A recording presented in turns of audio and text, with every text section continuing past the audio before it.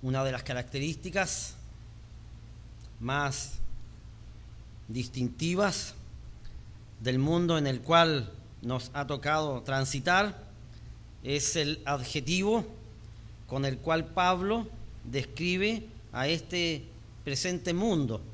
Aquí en la carta a los Gálatas, Pablo hace una descripción con un adjetivo de la era en la cual él estaba viviendo. Pablo fue un hombre que vivió en una época difícil y complicada, allí en Judea del primer siglo. Desde el punto de vista moral, los romanos, que eran los que habían conquistado esa zona, la gran mayoría de los romanos que vivían en esa zona eran soldados que ya a esas alturas eran soldados que recibían pago, prácticamente eran mercenarios, y los soldados no se caracterizan precisamente por su moralidad. Esto es algo bastante anecdótico, si bien es cierto, es así, tienen cosas muy buenas, pero eran soldados que andaban conquistando. Y entonces aquí vemos, ¿verdad?, cómo Pablo, cuando describe su mundo, ¿verdad? Vayamos aquí a Gálatas 1.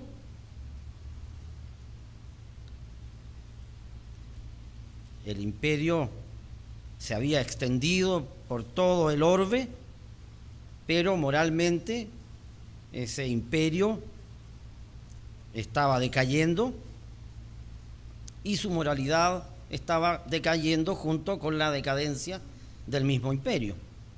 Y entonces en Gálatas,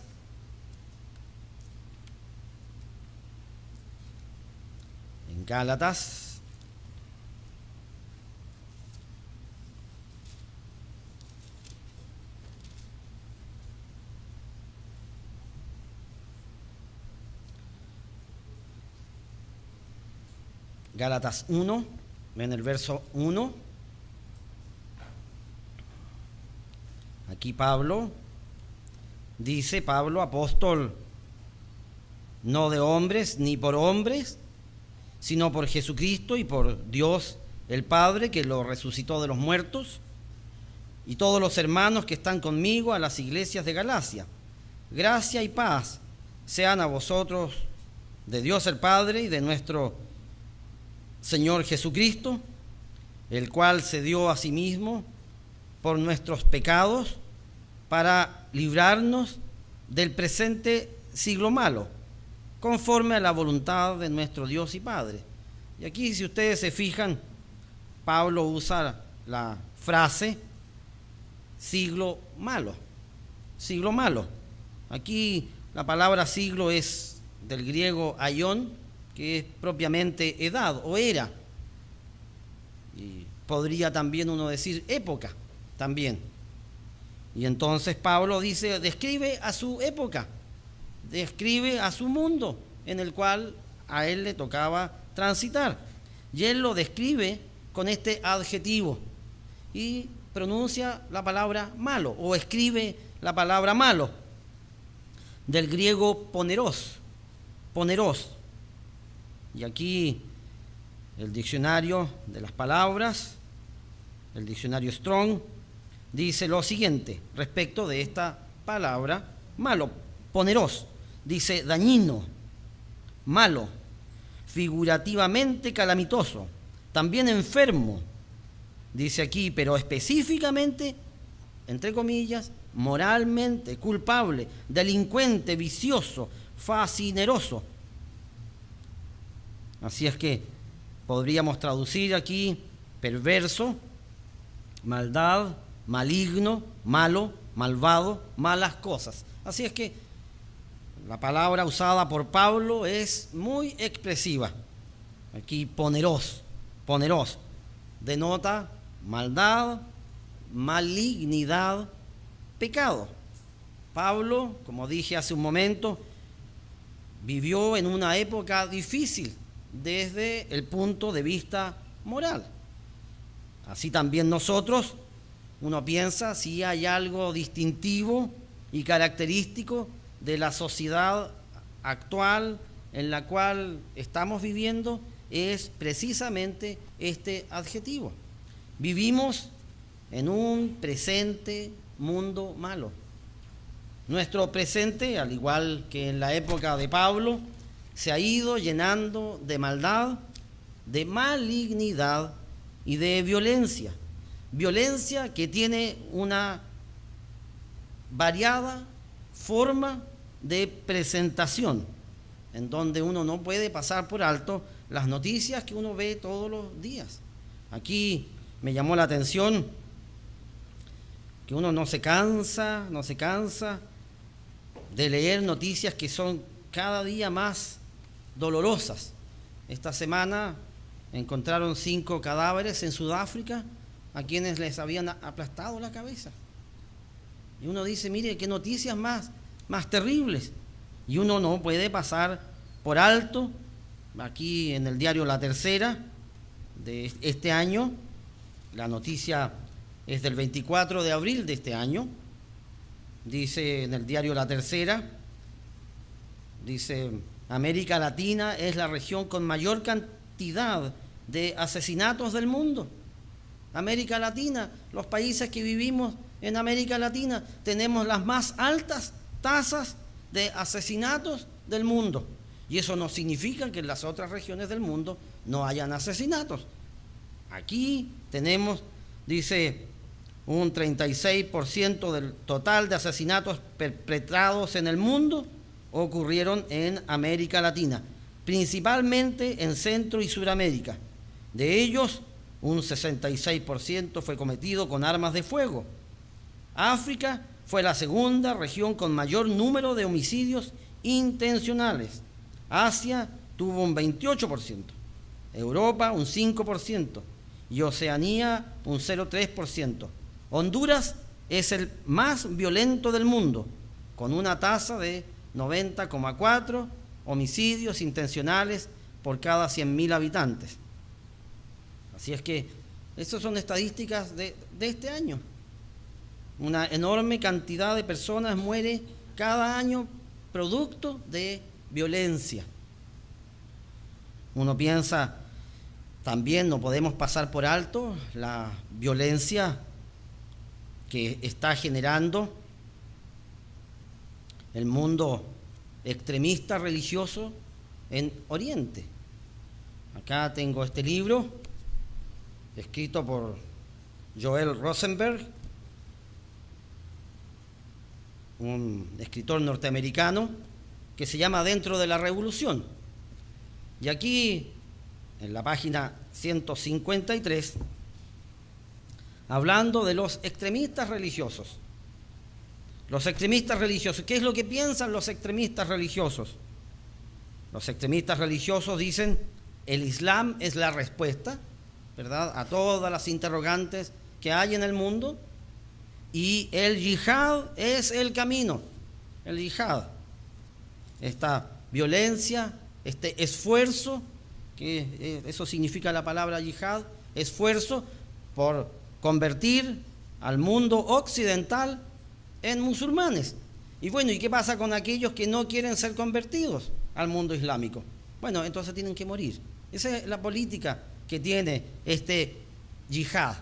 Y entonces, aquí en la página número 153, dice, según el sondeo de Gallup, 7% de los encuestados musulmanes cree que los ataques del 11 de septiembre fueron completamente justificables y ve a Estados Unidos de manera desfavorable. Dice, al enfocarnos en el 7%, a los que llamamos los políticamente radicalizados, no estamos diciendo que todos en este grupo cometen actos de violencia.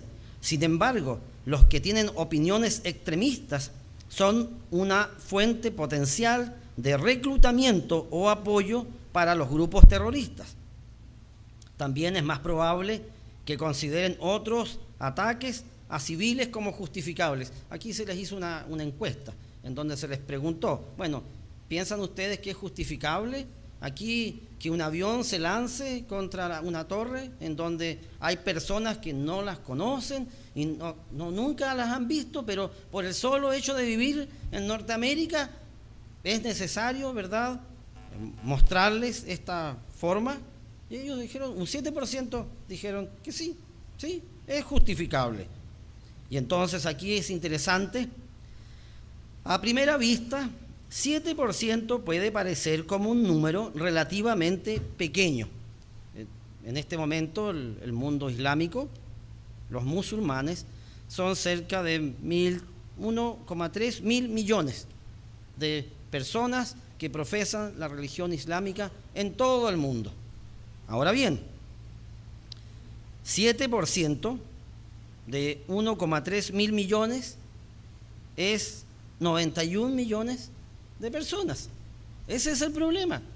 91 millones de personas que podríamos definir están políticamente radicalizados o que podrían estar políticamente radicalizados y en donde tienen esta fórmula: el Islam es la respuesta y el yihad es el camino, y están dispuestos, ¿verdad?, a sacrificarse por su fe. Esto es algo interesante. Los extremistas religiosos están dispuestos a hacer todo lo que sea necesario para alcanzar ese paraíso en donde se les ha prometido vida eterna y que sean servidos por 20 mujeres vírgenes. Eso es lo que piensan ellos.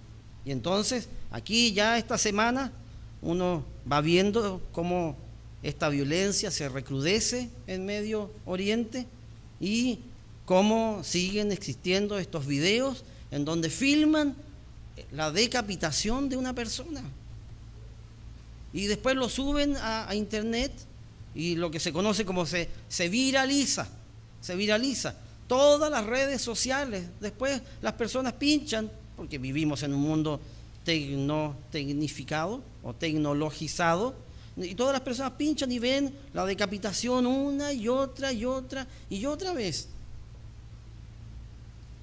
Ese es el mundo en el cual estamos viviendo. Uno no puede darle la espalda a eso, a ese 7% de 1.300, y cuando se escribió este libro, que fue en el 2005-2006, y estamos en el 2014, y entonces uno va viendo que ya no son 1.300 millones de musulmanes, sino que son 1.500 millones de musulmanes. Y entonces aquí la ley de los promedios, los porcentajes siguen más o menos pareciéndose, y entonces ya no son 91 millones de potenciales extremistas, sino que son cerca de 100 millones de potenciales extremistas. Y entonces estamos viviendo este mundo que se va a ir volviendo. Eso es lo que uno va viendo. Lamentablemente la tendencia es que este mundo se va a ir haciendo cada vez más peligroso y más maligno. Aquí este libro relata aquí un señor que reconoció haber dado muerte a 10.000 personas. ¿Han pensado eso? Alguien que es entrevistado y él dice, mire, con orgullo, ¿sabe qué? Yo he dado muerte a 10.000 personas y he torturado a un porcentaje importante de esas 10.000 personas. Ese es el mundo. Y a veces uno está aquí en Occidente, vivimos en un país en paz, un país en donde hasta aquí no tenemos violencia religiosa, en donde no hay extremismo religioso, pero esto es algo que hay que ir viendo con el tiempo, cómo se van dando las cosas. También aquí, el 27 de marzo de este año, en Madrid, un sacerdote ortodoxo, católico ortodoxo, visitando Madrid, dijo: existe una persecución de cristianos sin precedentes en prácticamente todos los países de Oriente Medio. Prácticamente todos los países de Oriente Medio, siendo cristiano usted, declarándose usted cristiano, es perseguido. De hecho, yo diría en los últimos meses, una cantidad importante de refugiados de la zona de Irak, en donde está este grupo, también extremista, este grupo sunita, que a propósito, hasta aquí no ha mermado en absoluto su trabajo.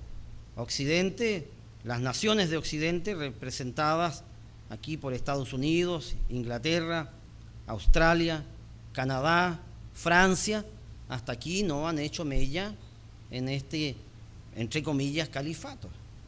Y entonces, aquí este ortodoxo dice, prácticamente, nunca antes había habido una persecución religiosa tan intensa como la que está existiendo este año 2014 allá en la zona del Medio Oriente. Así es que uno no puede pasar por alto que los niveles de violencia están incrementándose día con día. Uno no puede, o no debiéramos, esconder la cabeza como el avestruz frente a esta circunstancia que muchas personas están viviendo alrededor del mundo, particularmente aquí en la zona del Medio Oriente. Le comentaba a mi esposa esta semana, algo que uno no debe pasar por alto es que en Medio Oriente, particularmente en esa zona de Irán y de Irak, el poder político lo ejercen personas religiosas. Y esto es algo distinto a Occidente, que no podríamos decir que son personas religiosas las que ostentan los poderes políticos. Y en consecuencia, cuando se hacen estos análisis críticos de la zona del Medio Oriente, a veces los líderes políticos occidentales no entienden hasta qué punto están dispuestos los líderes religiosos que ostentan el poder en esos países a hacer. No logran entender, porque ¿qué piensa el poder político de Occidente? ¿Qué piensa? Con dinero se arregla todo. Con dinero se arregla todo. Pero ¿qué piensa aquí un oriental que en su fórmula religiosa está esperando este imán escondido, el Mahdi? Ellos lo están esperando. ¿Ustedes creen que con dinero se va a arreglar la cosa? Irán proporcionó en el año 2005 $1.000 millones. $1.000 millones para promocionar, ¿verdad?, este clima de caos que debe existir según la fórmula religiosa de ellos, que son las señales que van a preceder el retorno de ese Mahdi. ¿Ven? El dinero no es solamente para controlar a los políticos. Aquí ellos dicen, eso no sirve. Eso no sirve. El dinero lo usan para comprar armas y generar entonces ese clima en los cuales ellos están profundamente convencidos. Desde los tiempos apostólicos hasta nuestros días, el presente mundo malo es un adjetivo siempre presente. Siempre presente. Los últimos años del Imperio Romano fue una decadencia, pero tremenda, tremenda. También el medioevo. En Europa también ocurrieron cosas terribles desde el punto de vista moral.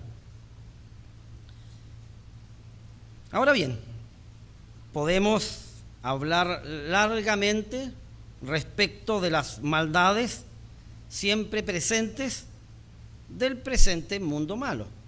Uno pensaba en cuando reflexionaba en este mensaje, yo decía ahora el internet le permite a uno encontrarse, pero con una enorme cantidad de información, cual nunca antes el ser humano había tenido acceso.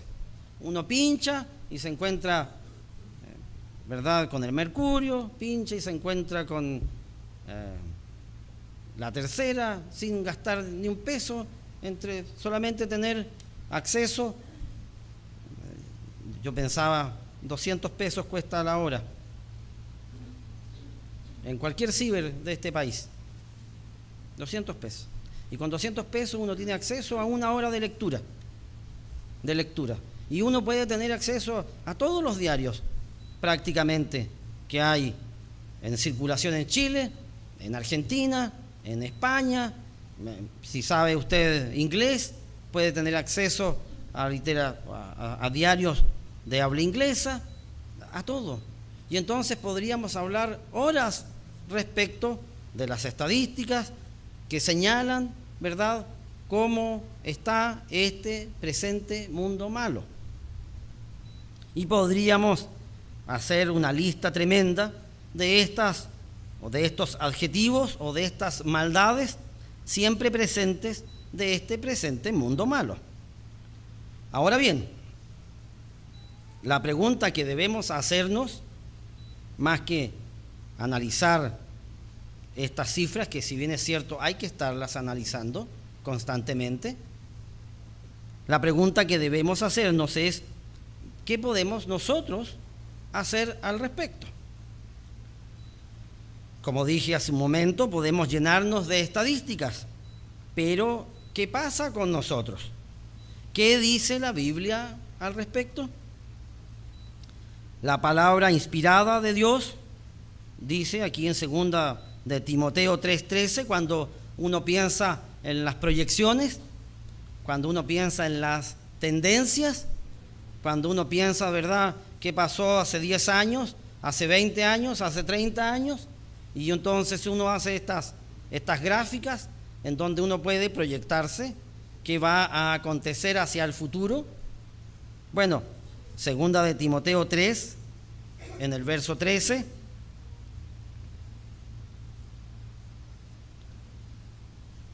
dice: más los malos hombres, y es la palabra griega que se usó para malos hombres, es la misma palabra griega para cuando se dice este presente mundo malo, poneros.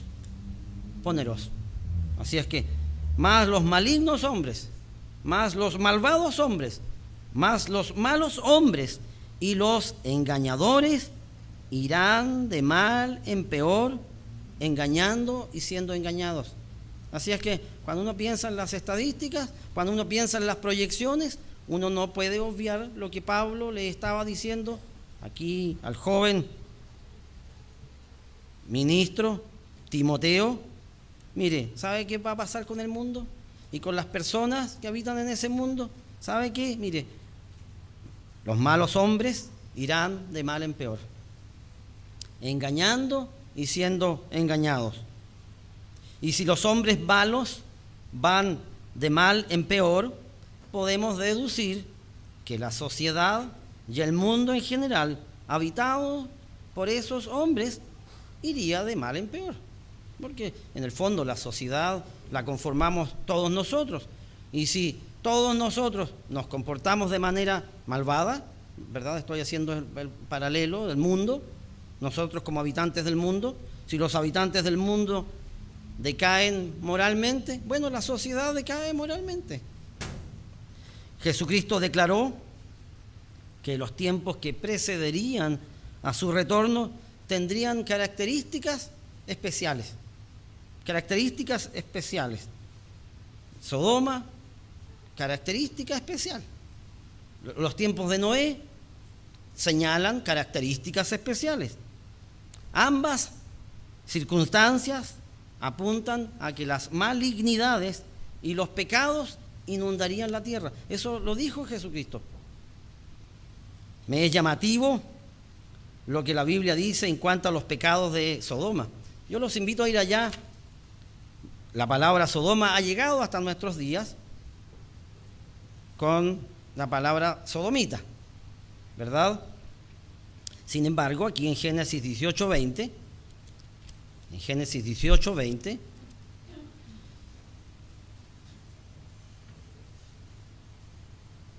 la Escritura dice lo siguiente: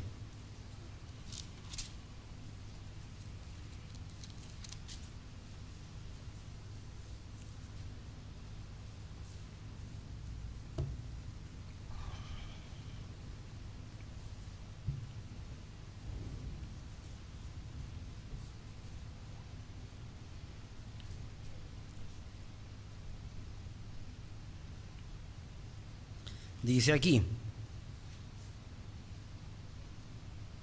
entonces el Eterno le dijo a Abraham, dice, por cuanto el clamor contra Sodoma y Gomorra se aumenta más y más, y el pecado de ellos se ha agravado en extremo. Aquí es llamativo esto de que el pecado de ellos se ha agravado en extremo. Es llamativo cómo aquí el Eterno Dios describe esto. Y además dice, 18:21, descenderé ahora y veré si han consumado su obra, según el clamor que ha venido hasta mí. Han consumado la obra. Los pecados aquí estaban llegando a un punto en donde Dios tuvo que intervenir. Aquí, cuando uno piensa también en Noé, uno piensa hasta qué punto habían llegado los pecados en Sodoma y hasta qué punto habían llegado los pecados en la época prediluviana. Hay una escritura que a mí me impresiona cuando analizo en detalle la frase. Dice Génesis 6:5, y vio el Eterno que la maldad de los hombres era mucha en la tierra, y que todo designio de los pensamientos del corazón de ellos era de continuo solamente el mal. ¿Han pensado en eso alguna vez? Yo lo hemos comentado en el pasado esto, pero es porque realmente es impresionante pensar que una persona, ningún pensamiento sea positivo. ¿Han pensado en eso? Una persona que se levante en la mañana pensando en hacer el mal, viva durante el día pensando en el mal y se acueste pensando en el mal, y que ninguna cosa nazca de su mente de manera positiva. Esto es algo impresionante, porque cuando uno piensa, estas personas los torturadores, cuando se hacen estos análisis de los torturadores, muchos de ellos han tenido familias y por lo menos en algún momento del día han tenido algún momento en donde su mente ha pensado en positivo. Pero, ¿cómo describe Dios a los hombres de la época prediluviana? Dice, todo designio de los pensamientos del corazón de ellos era de continuo solamente el mal. Como dije hace un momento, Sodoma y la época prediluviana, ambas circunstancias describen un mundo violento, lleno de malignidades, extendido por toda la tierra. De manera que si hacemos los paralelos con nuestra sociedad o era actual, no podemos sino pensar en las tendencias y en dónde va a ser el fin de todo esto. En Daniel 8:23,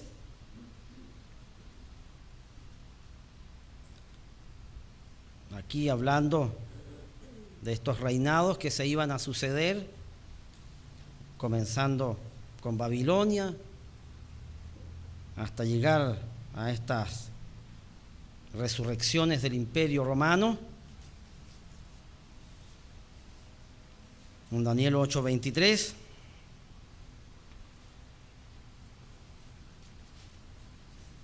aquí la Escritura dice, al fin del reinado de estos, cuando los transgresores lleguen al colmo. Aquí la palabra colmar, del hebreo tamam, consumir, cumplir, completar. Cuando los malvados lleguen al colmo. Bueno, allí se inicia este período de corrección que Dios tiene para con la humanidad. Así es que si uno piensa en las tendencias, hermanos, uno tiene que notar que este mundo malo se va a ir volviendo cada vez más malo. Cuando los tiempos se cumplan, Dios intervendrá en los asuntos mundiales. Eso la Escritura lo deja tremendamente claro. Jesucristo volviendo como Rey de Reyes y Señor de Señores a corregir a una humanidad que se ha descarriado, que se ha apartado del buen camino y en donde está en peligro la vida en el planeta. Ya cuando se generó la primera bomba atómica, que el ser humano haya tenido el conocimiento para desarrollar la potencia atómica, ya nos hizo estar en peligro de muerte a toda la humanidad.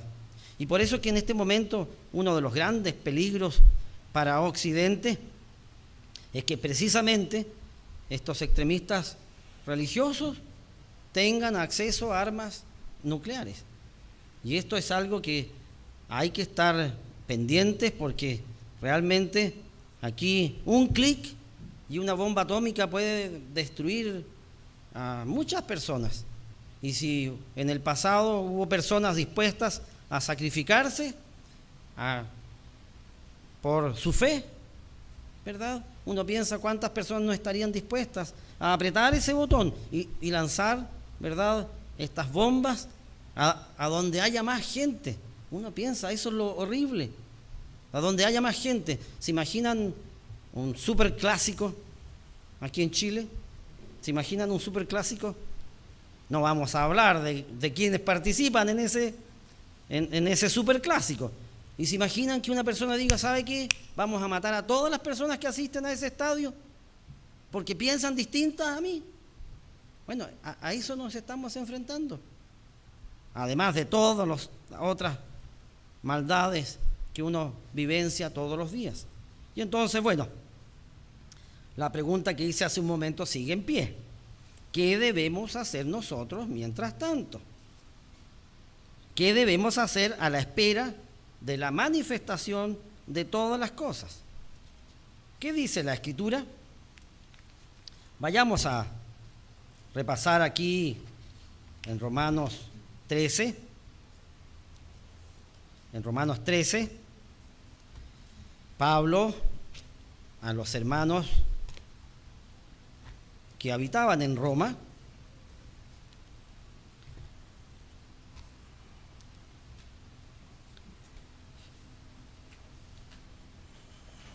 es interesante cómo Pablo instaba a los hermanos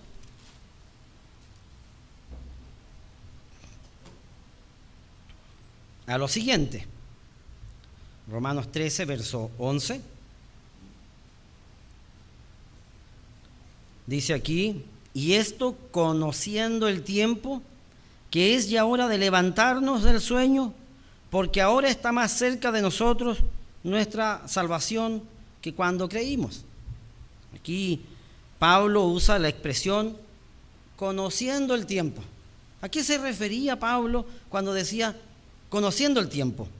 La Biblia del lenguaje actual dice, haced todo esto estando conscientes del tiempo en que vivimos.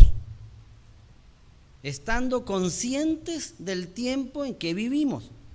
Y Pablo dice, ya es hora de que despertéis del sueño, pues nuestra salvación está ahora más cerca que cuando inicialmente creímos. Estar consciente es tener conciencia, darse cuenta de los tiempos que estamos viviendo. Pablo lo dijo esto hace casi 2000 años atrás. Nosotros deberíamos también hacer caso a estas palabras. Pablo les hizo ver a los hermanos en Roma los tiempos que estaban viviendo. Su mundo, su época, se corrompía casi a diario.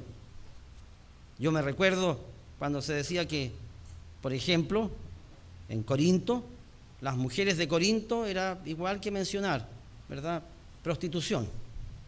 Con que habitaran en Corinto ya había una estadística tan alta de prostitución allí. Y entonces uno dice, bueno, ¿cómo sería esa sociedad?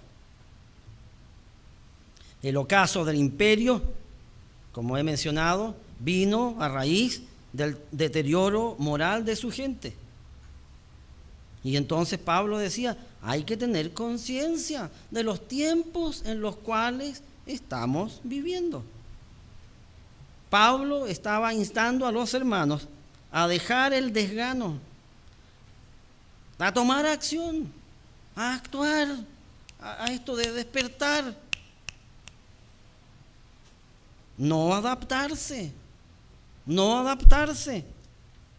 Aquí en Romanos 12, versículos antes. Es interesante también cuando uno hace el análisis de las cartas, los números no vienen en los originales. Los números de los capítulos y de los versículos no vienen en los originales.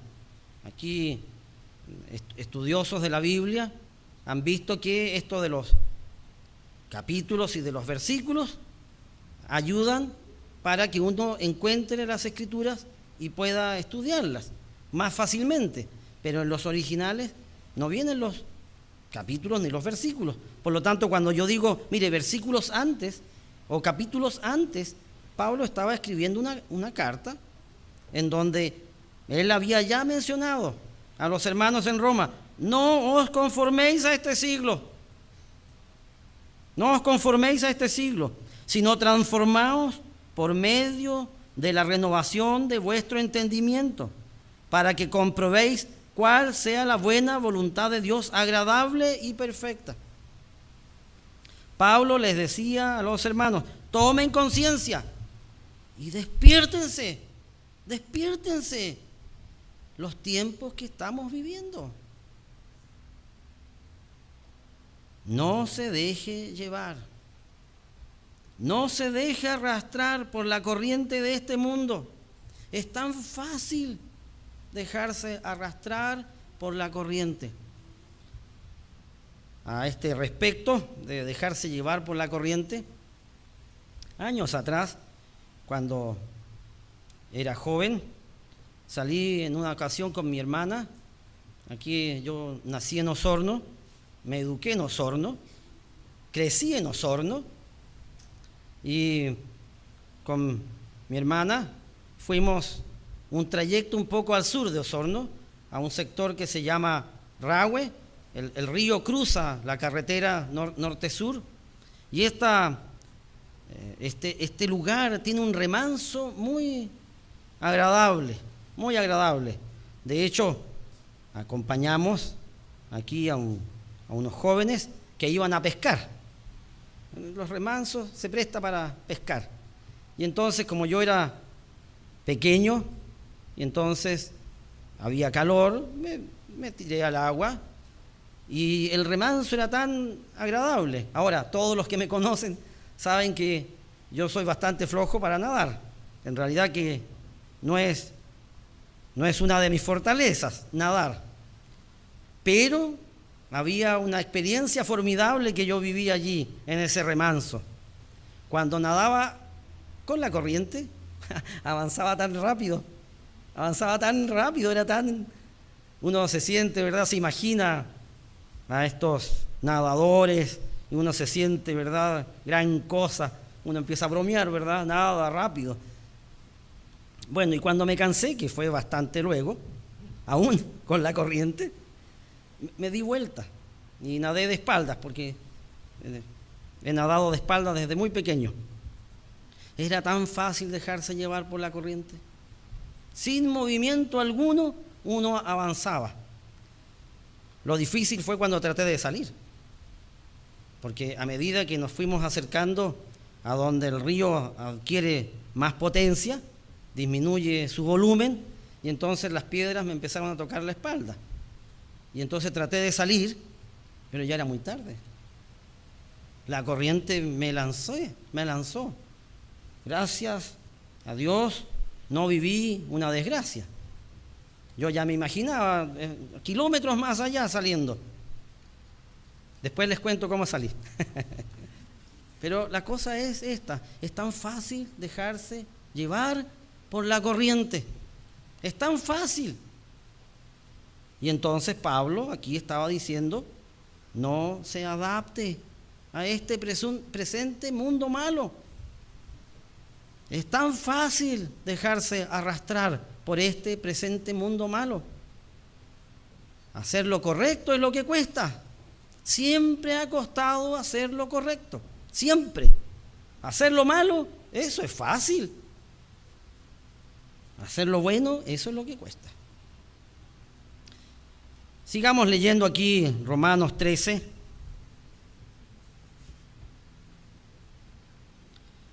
Verso 12. Aquí Pablo instando a los hermanos en Roma.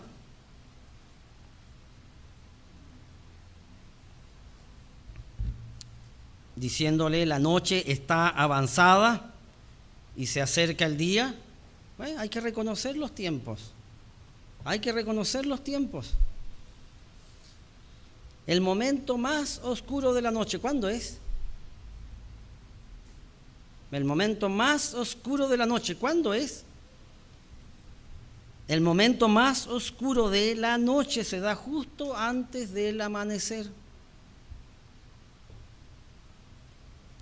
Es por eso que es tan importante reconocer los tiempos. Porque más que adaptarnos, eso debiera hacernos reflexionar en que tenemos que despertar del sueño.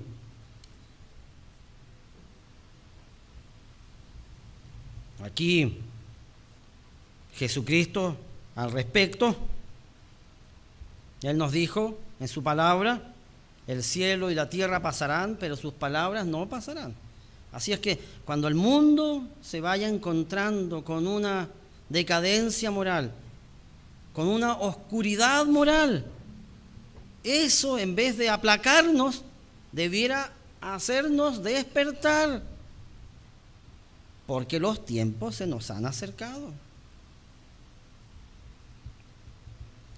El fin vendrá como un lazo, va a pillar al mundo desprevenido. Y nosotros, si no hacemos lo que nos corresponde, también podrían encontrarnos desprevenidos. Y entonces, bueno, ¿qué debemos hacer frente a este mundo que se corrompe y se deteriora frente a nuestras narices? Podemos lamentarnos profundamente. Qué terrible cómo está este mundo. Qué malos son los malos. Pero, aquí debemos reconocer los tiempos. Primer punto, reconocer los tiempos. Jesucristo nos dijo que debiéramos estar mirando. Marcos 13, Lucas 21, Mateo 24. Segundo, mantenernos despiertos o despertarnos. Velad. Tercero, no adaptarse. No dejarse arrastrar por la corriente. Cuarto, vayamos aquí a Romanos 13, 12. Romanos 13, 12. Aquí Pablo a los romanos diciéndoles, la noche está avanzada, se acerca el día, hay que reconocer los tiempos. Desechemos pues las obras de las tinieblas. Desechemos pues. Aquí la palabra usada para desechar proviene del griego apotidemi, que significa exactamente poner lejos, separar, alejar. Eso dice exactamente la palabra. Poner lejos, separar, alejar. Desechar implica que debemos alejarnos de las obras de las tinieblas. Alejarnos de las obras de las tinieblas.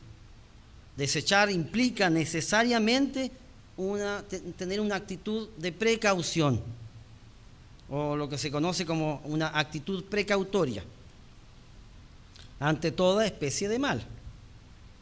Debemos aprender a ser precavidos en cuanto al mal.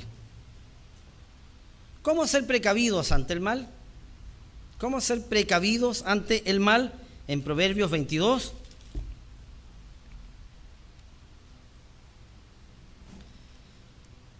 En Proverbios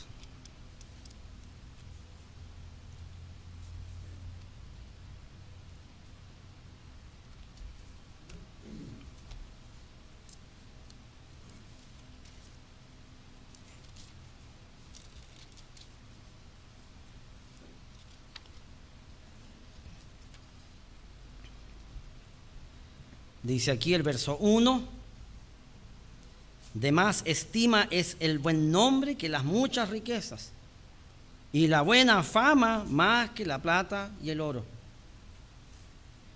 El rico y el pobre se encuentran, a ambos los hizo el Eterno. El avisado ve el mal y se esconde, mas los simples pasan y reciben el daño. La Biblia del lenguaje al día dice: el prudente ve el peligro y lo evita. El prudente ve el peligro y lo evita. El inexperto sigue adelante y sufre las consecuencias. Aquí en Proverbios 27:12 dice: el avisado ve el mal y se esconde, mas los simples pasan y llevan el daño. Aprender a ser precavidos ante el mal. El mejor y más grande consejo que podemos recibir, lo recibimos de la palabra inspirada de Dios. La palabra inspirada de Dios nos da aquellos consejos de los cuales, si hiciéramos caso, podríamos evitarnos vivir el mal. Proverbios 1:1.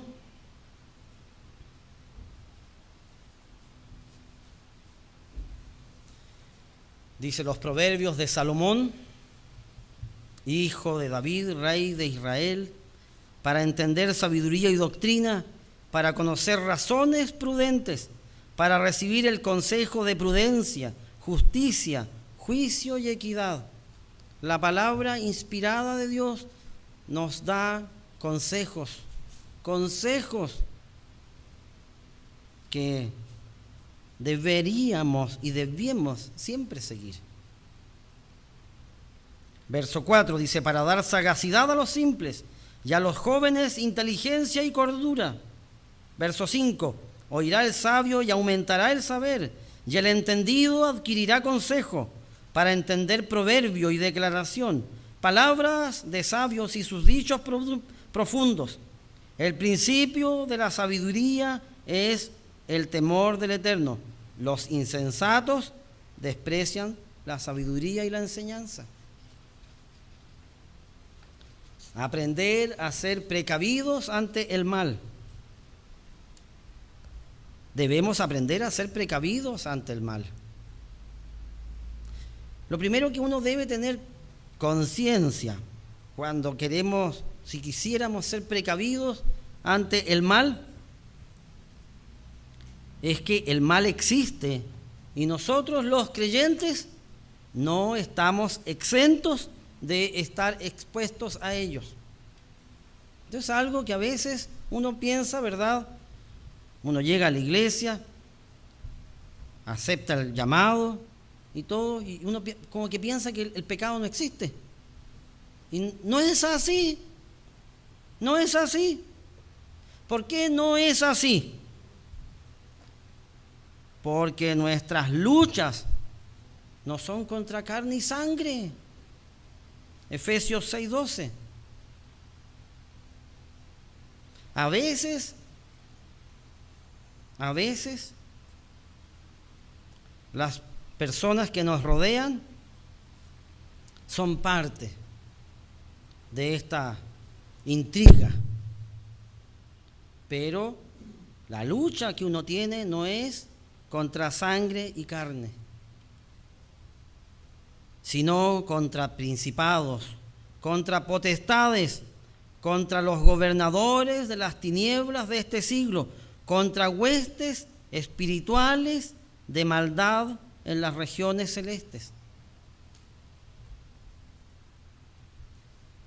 Así es que debemos, si queremos aprender a ser precavidos del mal, tenemos que tener conciencia que el mal existe. Tenemos que tener conciencia que el mal existe y que está a la puerta. Lo segundo es que las luchas son espirituales.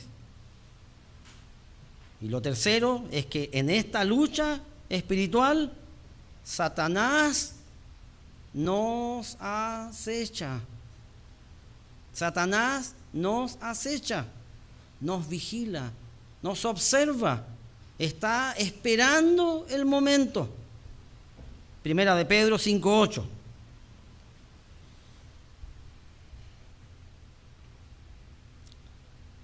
Sed sobrios y velad, porque vuestro adversario, el diablo, como león rugiente, anda alrededor buscando a quien devorar. Esto es una lucha permanente. Satanás no necesita dormir. Él es un ser espiritual, no se cansa. En consecuencia, siempre está allí. Lo cuarto a tener en cuenta cuando uno piensa en ser precavidos ante el mal es que si uno baja la guardia, allí está Satanás.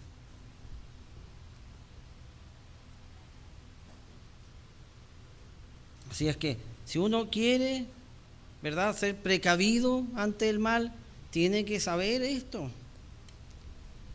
Siempre he pensado, ¿cuál es el mayor riesgo? ¿Cuál es el mayor riesgo? Creer que no hay riesgo. Ese es el mayor riesgo de todos. Porque cuando existe el riesgo, la posibilidad de que ocurra algo, uno se prepara. Pero ¿qué pasa cuando uno cree que nunca va a pasar algo? Cuando se cae el caballo al pozo, allí se le pone tapa al pozo, ¿verdad? Bueno, así también pasa en las luchas espirituales. Cuando uno cree, la misma Escritura dice, el que crea estar firme, mire que no caiga. ¿Ves? Allí uno se descuida y Satanás, que está al acecho, allí está. Por eso, aquí tenemos que ser precavidos en cuanto al mal. Desechar las obras de las tinieblas implica, como la palabra lo dice, alejarse de las obras de las tinieblas. En Efesios 5:11,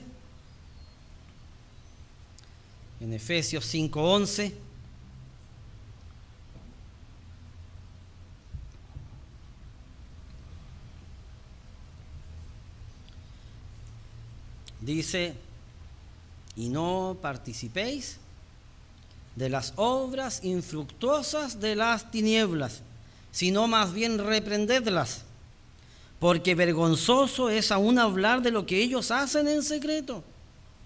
Desechar las tinieblas, alejarse. ¿Cómo proteger nuestra mente de las obras malignas? No solo con no saber o no conocer de las obras infructuosas de las tinieblas. El vacío debe ser llenado con algo. Y ese algo son cosas positivas. ¿Cómo alejarse o desechar las obras de las tinieblas? Proteger la mente. Proteger la mente. Protegernos, nuestra mente espiritual. Filipenses 4:8.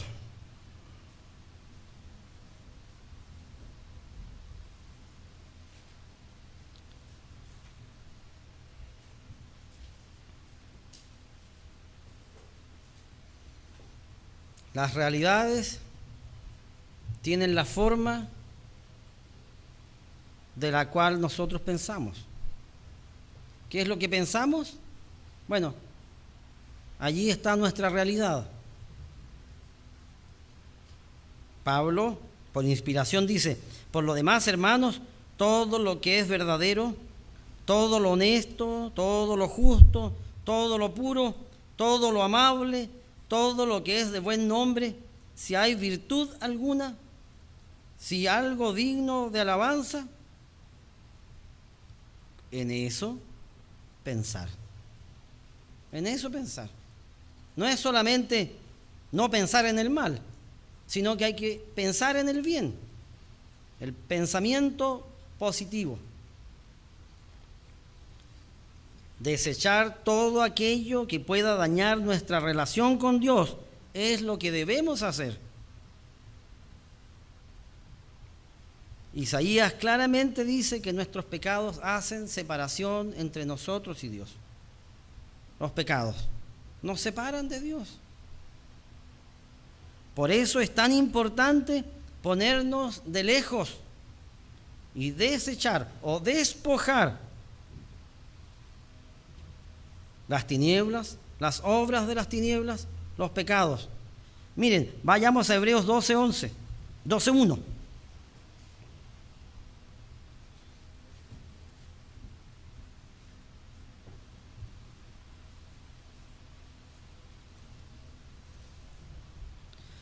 Dice: por tanto, nosotros también, teniendo en derredor nuestro tan grande nube de testigos, despojémonos de todo peso y del pecado que nos asedia, y corramos con paciencia la carrera que tenemos por delante. Aquí la palabra despojémonos es apotitsemi, la misma palabra que fue usada para desechar las obras de las tinieblas. Despojarse, sacarse. Así es que este sería el cuarto punto. El quinto punto: ¿qué hacer en estos tiempos malos? Estos tiempos en los cuales nos ha tocado transitar. Vayamos de nuevo aquí a Romanos.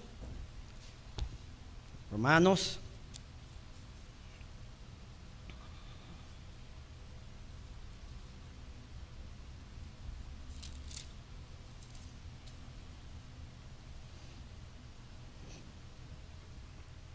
(13:12). Hemos analizado, ¿verdad?, la frase: la noche está avanzada y se acerca el día. Desechemos. Esa fue la palabra que describimos. Apotitsemi. Desechemos pues las obras de las tinieblas y vistámonos las armas de la luz. Se desecha lo malo, se reemplaza por lo bueno. La palabra traducida como vestir es endúo, E-N-D, acento en la U-O, endúo, lo cual significa literalmente hundir en un vestido. Eso es lo que significa exactamente esa palabra. Es como que si uno se metiera en un vestido. Investirnos con las armas de la luz. ¿Cuáles son estas armas de la luz?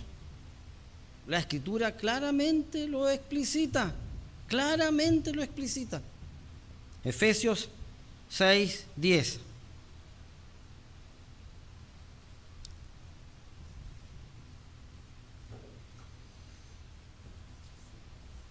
Efesios 6:10.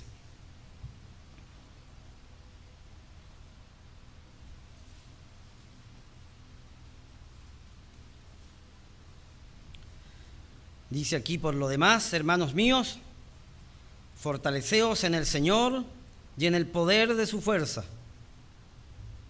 La fortaleza del creyente. ¿Dónde está la fortaleza del creyente? ¿O cuál es la fuerza del creyente? La fortaleza del creyente está en su relación con Dios. Esa es la fortaleza del creyente? La relación que tiene con Dios.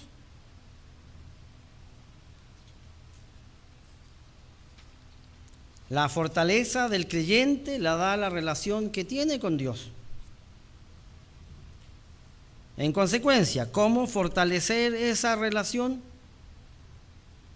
¿Cómo se fortalece la relación con Dios? A través del ejercicio diario para fortalecer esa relación. Y entonces la pregunta, ¿cómo fortalecemos esa relación? Porque allí está la clave, la fortaleza del creyente, la relación que tiene con Dios.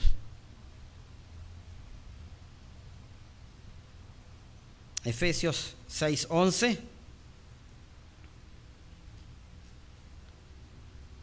dice aquí: vestíos de toda la armadura de Dios, para que podáis estar firmes contra las acechanzas del diablo. Porque no tenemos lucha contra sangre y carne. Por tanto, tomad toda la armadura de Dios para que podáis resistir en el día malo y, habiendo acabado todo, estar firme. ¿Se fijan aquí? Es interesante que la Escritura no dice que el creyente no va a tener problemas. No dice eso. Dice que al final del día, cuando ha terminado todo, uno sigue en pie. No dice que uno no va a tener problemas, ni que no va a sufrir tentaciones, ni que no va a ser acechado por el diablo. No dice eso. Dice que si nos ponemos la armadura, podemos resistir y al final del día seguir en pie. Y entonces, aquí, Efesios 6:14,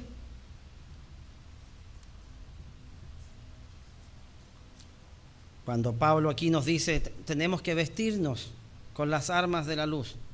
Bueno, vistámonos con las armas de la luz.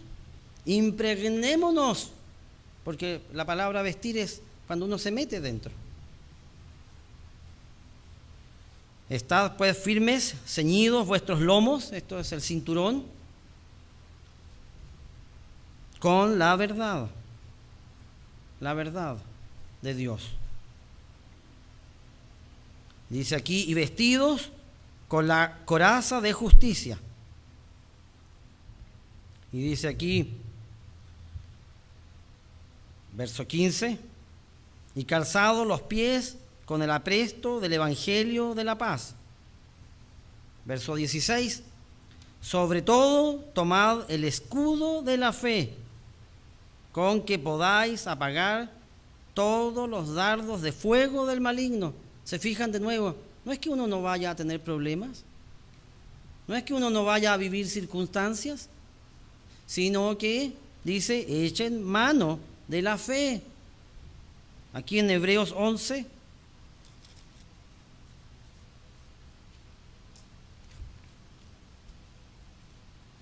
en Hebreos 11,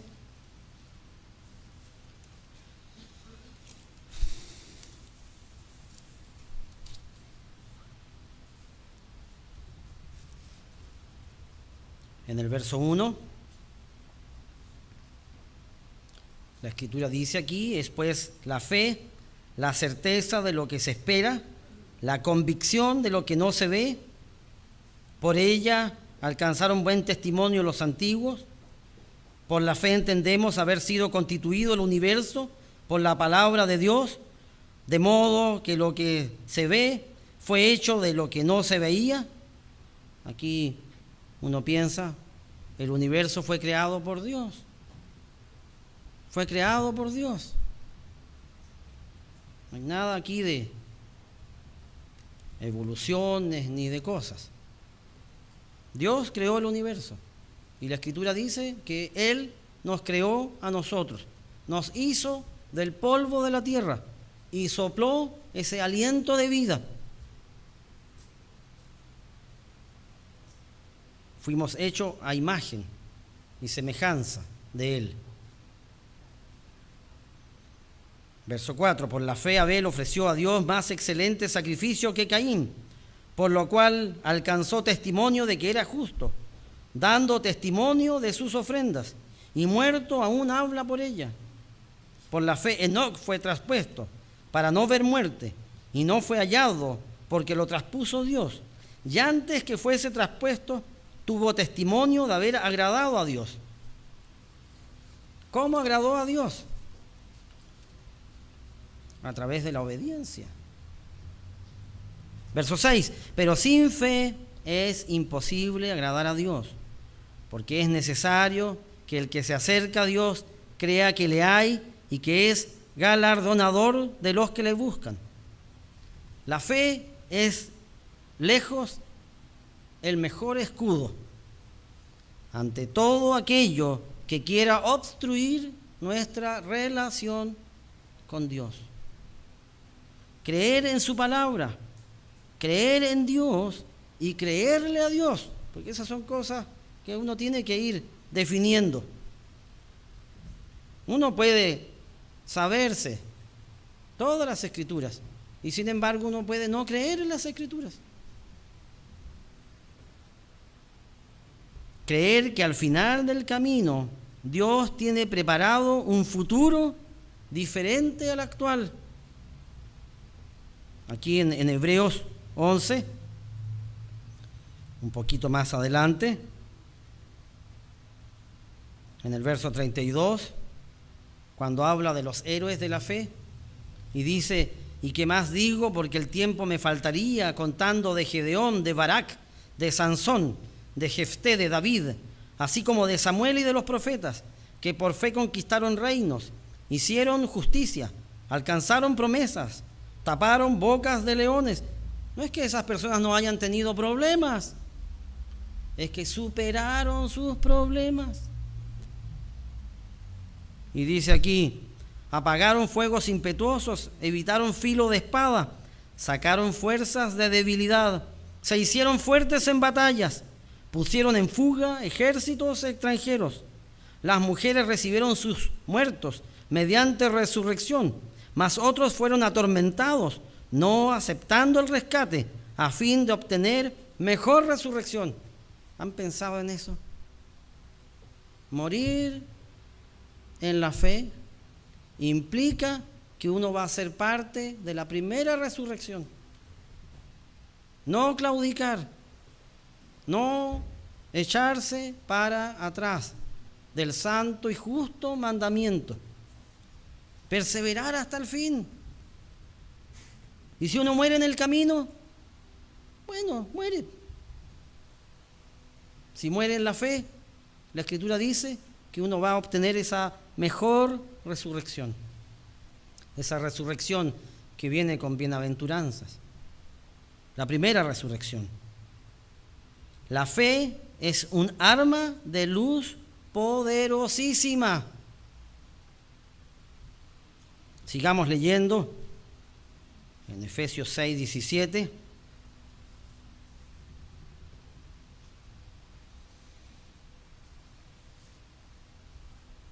Dice, y tomad el casco o el yelmo de la salvación y la espada del Espíritu, que es la palabra de Dios.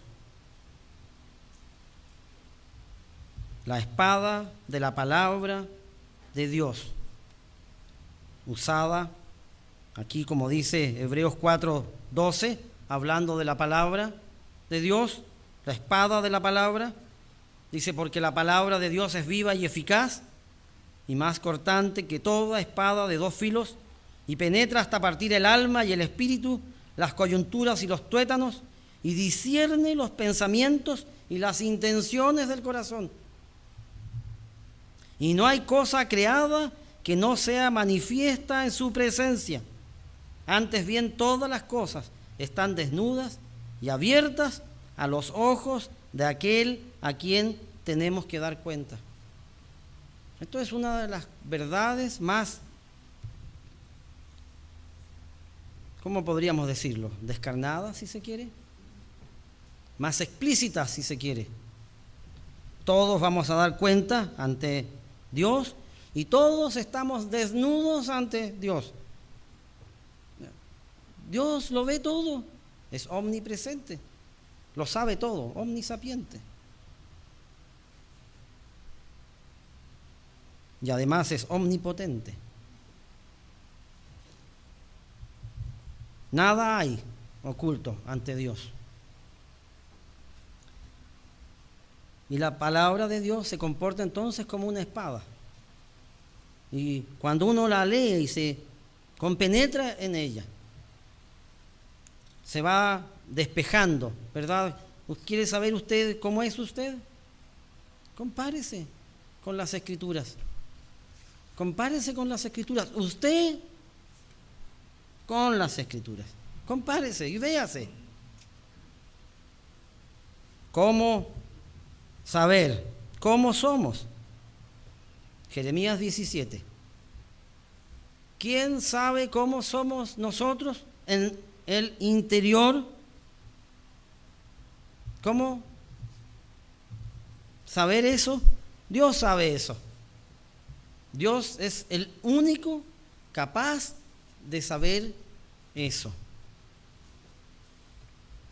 Jeremías 17:9 dice: engañoso es el corazón más que todas las cosas y perverso. ¿Quién lo conocerá? ¿Quién nos conoce? Y Dios responde, dice: yo, el Eterno, que escudriño la mente. ¿Ves? Con la espada de la palabra.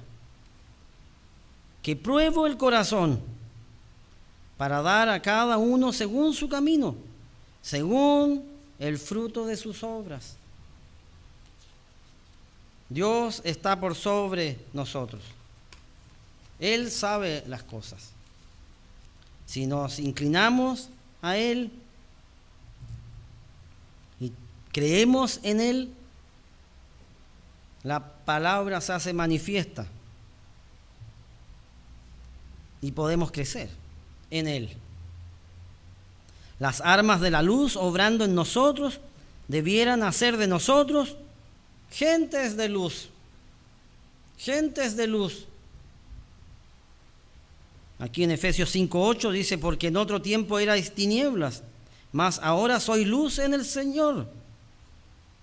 Andad como hijos de luz.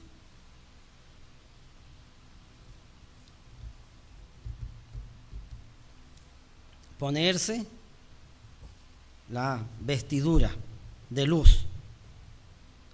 Sexta estrategia. Efesios 6:18.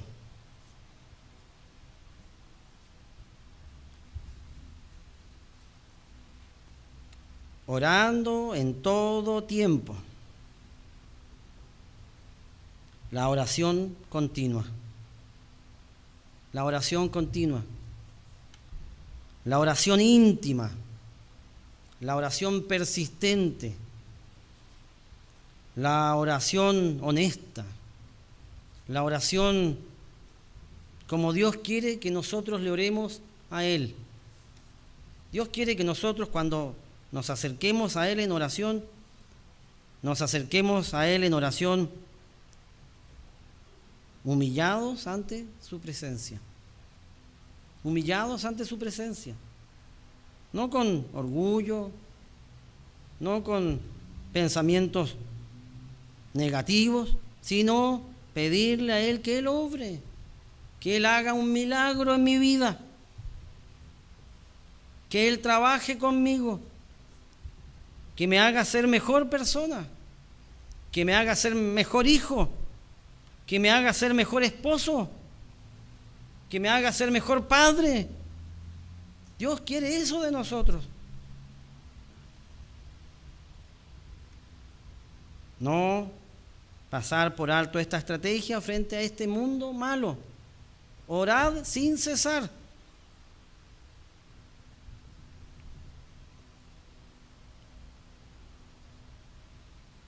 En Marcos 13:18 dice: orad pues que vuestra huida no sea en invierno. Hablando de los tiempos finales. No dar por sentado que vamos a huir y que vamos a ser protegidos y que todo, darlo por sentado. Mire, yo soy cristiano y per se yo voy a hacer tal o cual cosa. Bueno, ¿qué dice la Escritura? Ore permanentemente, persistentemente. Dios es un Dios de milagros. Es un Dios de milagros. Y lo maravilloso de los milagros, como dicen, es que ocurren. Nada hay imposible para Dios. Nada. Y debemos orar continuamente, persistentemente. Séptima estrategia frente a estos tiempos malos. Lucas 21.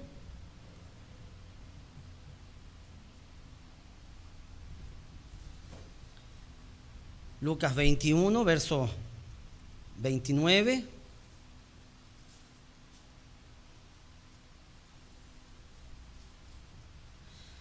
También les dijo una parábola, Jesucristo, a sus discípulos. Mirad la higuera y todos los árboles, cuando ya brotan, viéndolo, sabéis por vosotros mismos que el verano está ya cerca. Verso 31, Lucas 21, 31. Así también vosotros, cuando veáis que suceden estas cosas, sabed que está cerca el reino de Dios. Las señales que preceden al retorno de Jesucristo. De cierto os digo que no pasará esta generación hasta que todo esto acontezca. El cielo y la tierra pasarán, pero mis palabras no pasarán. Aquí no es algo que... el futuro que Dios ha diseñado no está sujeto a si nosotros lo creemos o no lo creemos. Van a ocurrir estas cosas. Lo creamos o no lo creamos, estas cosas van a ocurrir. Y entonces aquí la séptima estrategia frente a estos tiempos malos dice: mirad también por vosotros mismos. Mirad también por vosotros mismos. Uno puede analizar los acontecimientos, lamentarse por los acontecimientos, evaluar todas las cosas, pero uno tiene que estar mirándose a sí mismo, mirándose a uno mismo. ¿Qué pasa conmigo? ¿Qué pasa conmigo? ¿Qué tan firme estoy? Aquí en 2 Corintios 13,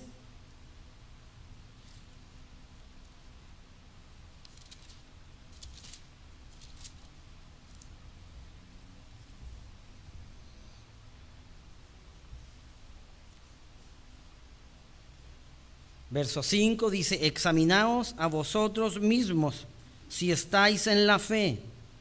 Probaos a vosotros mismos. ¿O no os conocéis a vosotros mismos que Jesucristo está en vosotros, a menos que estéis reprobados? La versión Jerusalén del año 76 dice: examinaos vosotros mismos si estáis en la fe. Probaos a vosotros mismos. ¿No reconocéis que Jesucristo está en vosotros? A no ser que os encontréis ya reprobados. Debemos constante y persistentemente estar en revisión de nosotros mismos. ¿Cómo estamos? ¿Cómo lo estamos haciendo? ¿Qué tal está mi vida espiritual? No sea que llegue aquel día y nos sorprenda desprevenidos. Vivimos en un mundo violento y malo. Vivimos en un mundo que entendemos seguirá tal cual. Las tendencias arrojan que estos datos estadísticos son cada vez más duros y más difíciles. Mas también sabemos que fiel es quien ha prometido todas esas grandes promesas a todos aquellos quienes creen y confían en Él. debemos enfrentar a este mundo malo. Primero, no debemos olvidarnos de reconocer los tiempos. Segundo, debemos despertarnos de ese sueño con el cual algunas veces uno cae. Tercero, no debemos adaptarnos, no dejarnos arrastrar por la corriente de este mundo. Cuarto, debemos desechar las obras de las tinieblas. Quinto, investirnos con las armas de la luz. Sexto, debemos orar sin cesar. Y séptimo, debemos estar en constante observación de nosotros mismos.